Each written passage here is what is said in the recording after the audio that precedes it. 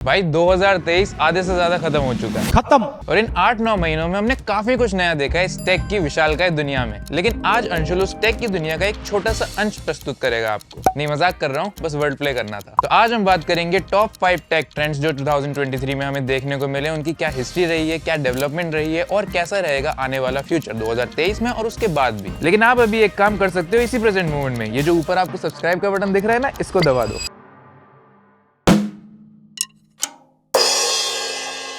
तो जो सबसे पहले ट्रेंड हमने देखा है उसकी बात कर लेते हैं। मतलब मुझे बोलने की जरूरत ही नहीं है, आप खुद ही समझ जाओगे, क्योंकि एमयूए का तो पता नहीं, लेकिन एआई हर जगह छा रहा है।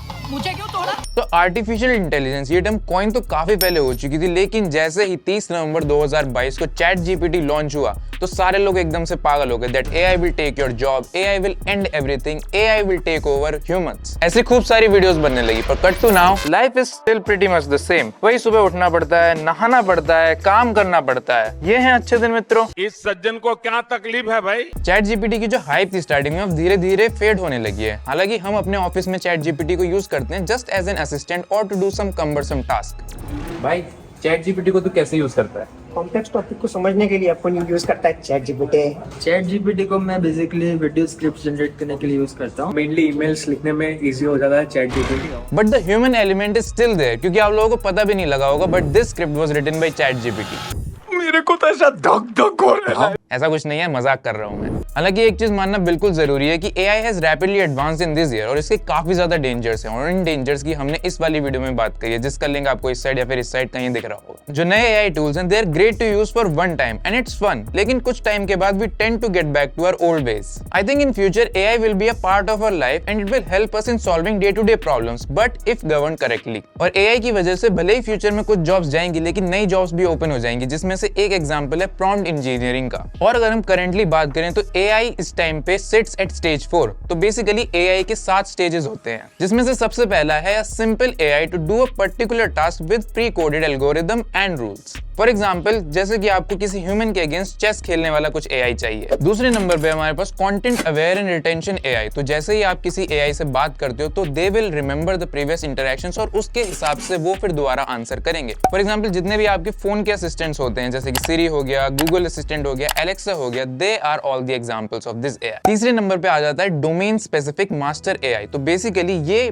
कोई भी एक पर्टिकुलर टास्क पे काफी ज्यादा अच्छा परफॉर्म करता है, even better than a human. इसके भी कुछ एग्जांपल हैं, जैसे कि आईबीएम का वॉटसन हो गया या फिर गूगल का अल्फागो, जो कि एक पॉपुलर गो गेम होता है जिसमें वो काफी बेटर परफॉर्म करता है ह्यूमन से। फोर्थ नंबर पे आ जाता है thinking and reasoning AI system. So basically they use machine learning and deep learning to simulate the human thought process. Example के तौर पे चैट जीपीटी, बार्ड, बिंग, ये जितने भी चैटबॉट्स होते हैं, they are a part of this AI. और जितना ही बड़ा इनका डेटा सेट और लैंग्वेज मॉडल होगा, उतने ही ये बेटर परफॉर्म करेंगे। And this is where AI gets interesting, क्योंकि प्रैक्टिकली हम स्टेज 4 पे तो पहुंच चुके हैं, और आने वाले जो स्टेजेस हैं वो भले ही थ्योरेटिकल इन नेचर हैं अभी, लेकिन फ्यूचर में वो भी एक रियलिटी बन सकते हैं। तो स्टेज 5 पे हमारे पास है AGI, that is artificial general intelligence. और ये ऐसा कोई भी टास्क परफॉर्म कर सकता है जो कि एक इंसान नॉर्मली कर सकता है। फॉर एग्जाम्पल, कोई भी लैंग्वेज सीखना हो या फिर ह्यूमंस के इमोशन को अंडरस्टैंड करना हो, तो बेसिकली इसके पास एक कॉन्शियसनेस आ जाती है, या फिर हम ये कह सकते हैं just a simulation of consciousness. 6 number पे है ASI, that is artificial super intelligence. और यहाँ पे जो एक थिन लाइन होती है कि आर्टिफिशियल इंटेलिजेंस के पास कॉन्शियसनेस है या फिर वो जस्ट एक कॉन्शियसनेस को सिमुलेट कर रही है,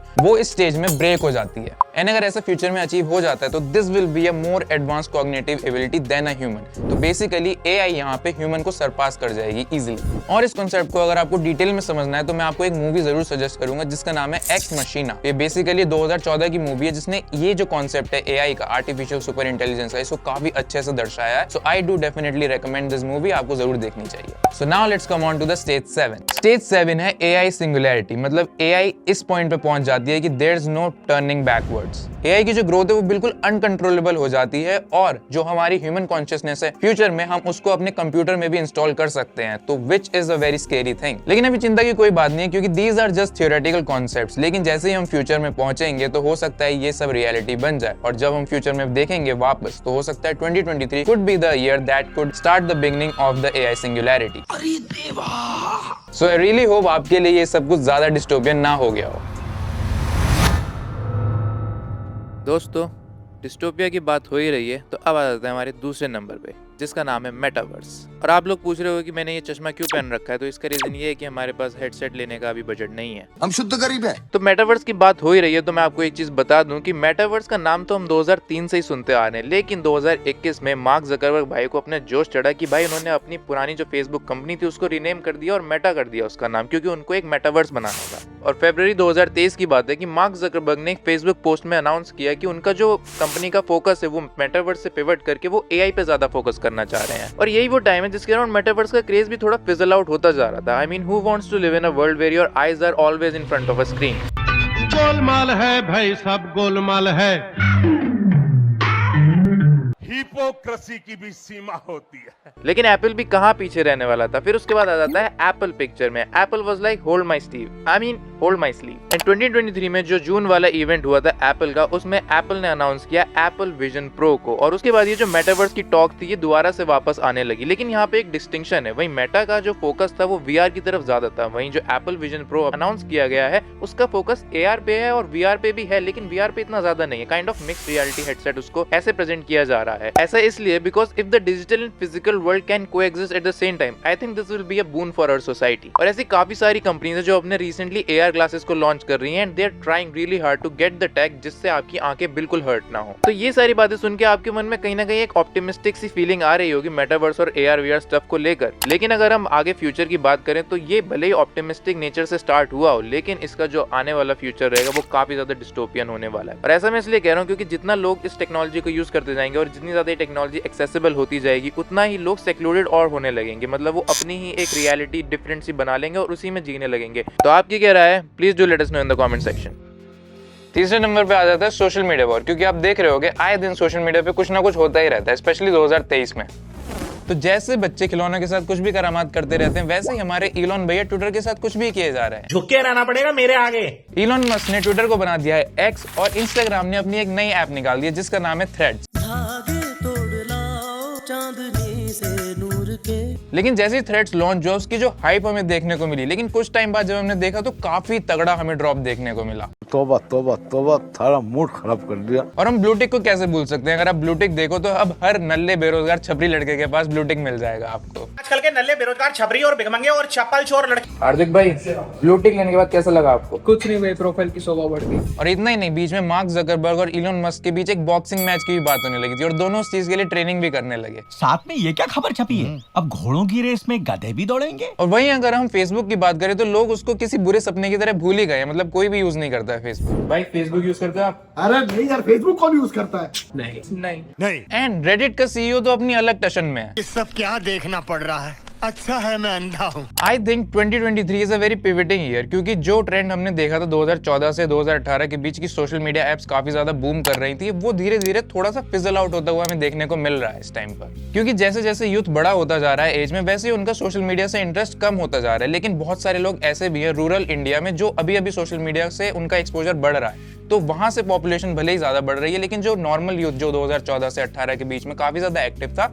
उनकी पॉपुलेशन धीरे धीरे सोशल मीडिया पे कम होती जा रही है। प्राइवेसी के इश्यूज हो गए, डेटा लीक्स हो गए, इंफॉर्मेशन ओवरलोड हो गया और आए दिन कोई ना कोई नया स्कैम हमें देखने को मिलता है सोशल मीडिया पर। बिल्कुल रिस्क नहीं लेने का। So according to me, social media situation is kind of murky yet in 2023, and I think in near future we'll either see a pivot on AI tools or on metaverse। और ऐसा भी हो सकता है कि जो सोशल मीडिया एप्स हैं वो AI से पूरी की पूरी इक्विप्ड हो जाएं। सोचिए अगर ऐसा होता है तो कितना सोशल मीडिया डिसरप्टिव हो जाएगा हमारे लिए। और ये फ्यूचर की बात नहीं है, क्योंकि ऐसा अभी होने भी लगा। अगर आप Gmail खोलते हो और Google वर्कस्पेस पे साइन इन करते हो तो Gmail में आपको AI टूल देखने को मिल जाएगा जिससे आप इजीली कुछ भी टाइप कर सकते हो। तो अगर आपको उसको ट्राई करना है फिलहाल के लिए तो लिंक आपको डिस्क्रिप्शन में मिल जाएगा। तो ये तो हो गई सोशल मीडिया वॉर की बात। Now let's talk about automation and self driving cars.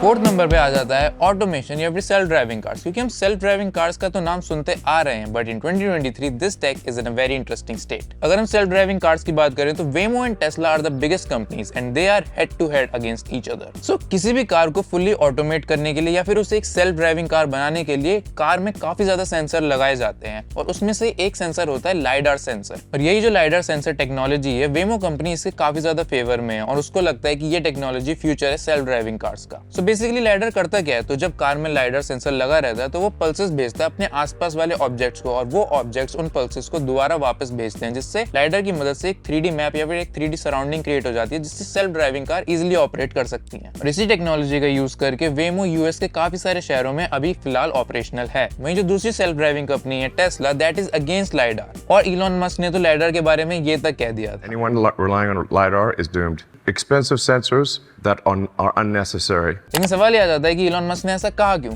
Well, वेमो का जो बिजनेस मॉडल है that is more of N autonomous cab service. वहीं अगर हम टेस्ला की बात करें तो वो चाहते हैं कि ज्यादा से ज्यादा लोग उनकी कार खरीदें और ज्यादा से ज्यादा कार उनके कस्टमर्स तक पहुंच पाए। लेकिन यहीं पे एक ट्विस्ट आ जाता है, क्योंकि ये जो लाइडर टेक्नोलॉजी है काफी ज्यादा एक्सपेंसिव है and it doesn't suit the business model of Tesla. लेकिन अभी भी टेस्ला एक पूरा ऑटोनॉमस व्हीकल नहीं है, it just has driver assisting mode and auto pilot mode. But here comes the interesting part, क्योंकि वेमो का जो कार क्रैशेज है वो सिर्फ 2 बार हुए हैं अब तक, और इसमें कोई भी इंजर्ड नहीं हुआ था। वहीं अगर हम टेस्ला की बात करें तो since 2019 there have been more than 700 crashes, जिसमें से 17 लोगों की जान जा चुकी है। लेकिन यहीं पे सबसे बड़ी मुश्किल आ जाती है टेस्ला के लिए, क्योंकि टेस्ला ने अपनी कार की सेल्स बढ़ाने के लिए और प्राइस को कम रखने के लिए काफी ज्यादा इंपॉर्टेंट सेंसर्स हटा दिए थे, जिसकी वजह से ये जो कार क्रैशेस होते हैं और डेथ्स हमें देखने को मिलती हैं ये काफी ज्यादा बढ़ गई। और एक और सबसे बड़ी प्रॉब्लम ये है कि आप टेस्ला को कहीं भी ले जा सकते हो, किसी भी रोड पे ले जा सकते हो, जिसकी वजह से रिस्क काफी ज्यादा बढ़ जाता है क्रैशेस और डेथ्स का। लेकिन वहीं जो वेमो की कार्स हैं वो कुछ ही सर्टेन एरियाज में वर्क करती हैं, and this is why the competition between both these companies becomes interesting, because as I think slow and steady wins the race। भले ही अभी टेस्ला काफी ज्यादा पॉपुलर हो और काफी ज्यादा इनोवेशन कर रही हो, लेकिन अगर हम लॉन्ग टर्म फ्यूचर में देखें तो आई थिंक वेमो कार का काफी ज्यादा स्कोप अच्छा रहेगा सेल्फ ड्राइविंग कार्स में,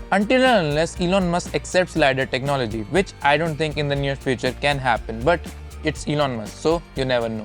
But the times are very interesting for the self-driving cars in 2023. But having said that, now let's come to the 5th point, that is quantum computing. 5th number पे आ जाता है quantum computing। ये नाम सुन के you might be asking, what the heck is this? In 2022, 3 physicists won Nobel Prize for conducting experiments on quantum entanglement. Well, not this entanglement. An entanglement? Yes.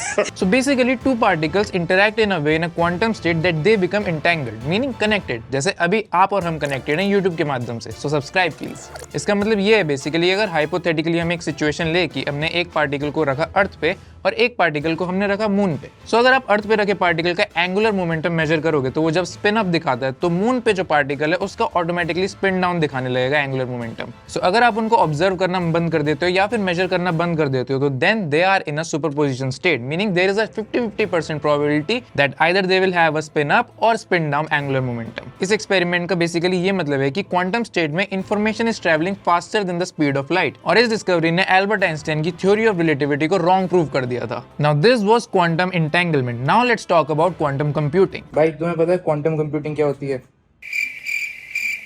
कुछ तो होगा कंप्यूटर रिलेटेड। क्वांटम कंप्यूटिंग क्या होती है? अभी को recently movie आई थी Ant Man and the Quantumania, देखिए? हाँ देखिए।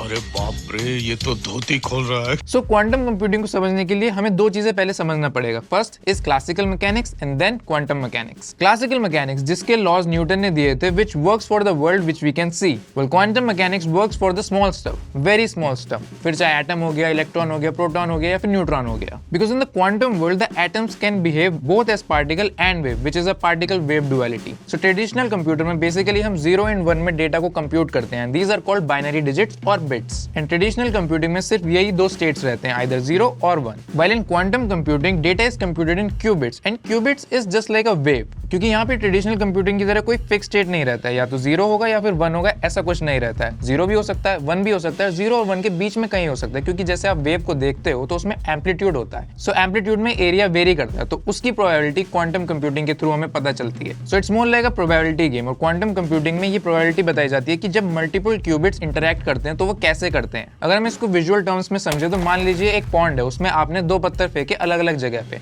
तो जैसे आप दोनों पत्थर फेंकते हो तो जो रिपल्स क्रिएट होती हैं तो वो दोनों रिपल्स आपस में कैसे इंटरैक्ट करती हैं, क्वांटम कंप्यूटिंग क्वांटम वर्ल्ड में इस चीज को डिफाइन करता है। पर आई एम श्योर अब आप ये सोच रहे हो कि भाई इसका टेक्नोलॉजी से क्या रिलेटेड, मतलब टेक वर्ल्ड में इसका क्या फायदा है। ये तो आप साइंस की बात करने लगे, फिजिक्स की बात करने लगे, लेकिन इसका फायदा है। और ये जो नई क्वांटम कंप्यूटिंग टेक्नोलॉजी है, इसकी मदद से हम नए मटेरियल्स, मॉलिक्यूल्स, मेडिसिन और नए एल्गोरिदम्स भी क्रिएट कर सकते हैं। और ये जो एल्गोरिदम क्रिएट होंगी ये काफी ज्यादा पावरफुल होंगी जो हमारी एग्जिस्टिंग एल्गोरिदम है, और उसको वो ब्रेक भी कर सकती है।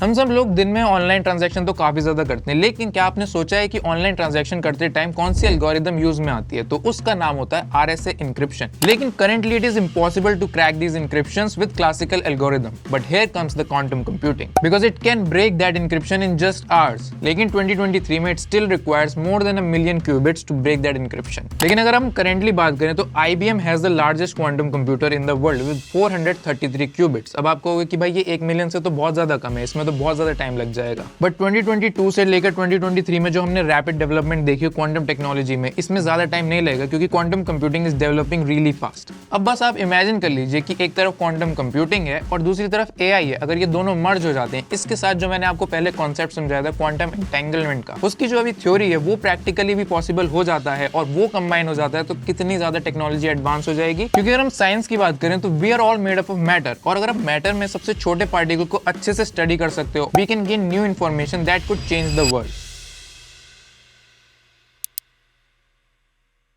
आपको क्या लगता है? Do let us know in the comment section. और इसी के साथ ये थे हमारे टॉप 5 टेक ट्रेंड्स, जिसको मैंने पूरी कोशिश करी है आपको अच्छे से एक्सप्लेन कर सकूं। सो आई होप आपको ये वीडियो अच्छा लगा हो। वीडियो अच्छा लगा तो लाइक करो इसको, कमेंट करो, शेयर करो अपने फ्रेंड्स एंड फैमिली के साथ, और डेफिनेटली चैनल को सब्सक्राइब करना बिल्कुल भी मत भूलो। And with that I will see you guys in the next video. तब तक के लिए जय हिंद, वंदे मातरम।